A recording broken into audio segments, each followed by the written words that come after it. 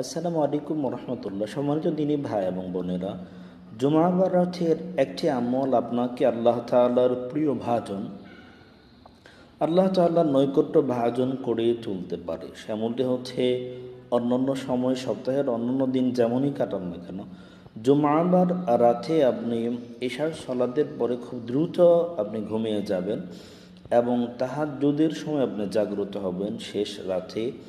রাতের শেষ অংশে আপনি জাগ্রত হয়ে ওযু করে আপনার সলাতুত তাহাজ্জুদে দাঁড়িয়ে যাবেন এবং রুকু এবং সাজেদাগুলা লম্বা পরিসরে দেবেন।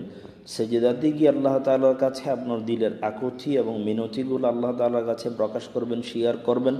বিশেষ করে আল্লাহ তাআলার কাছে আপনি প্রার্থনা করবেন, আল্লাহুম্মা ইন্নী আসআলুকা হুব্বাক। আল্লাহ তাআলাকে বলবেন যে আল্লাহ, আমি তোমার ভালোবাসা চাই। আল্লাহ, আমি তোমার ভালোবাসা চাই। আল্লাহ তাআলার ভালোবাসা চাইবেন। আল্লাহ, আমি তোমার নৈকট্য ভাজন হতে চাই। আল্লাহ, তুমি আমাকে তোমার প্রিয় ভাজনদের অন্তর্ভুক্ত করে নাও।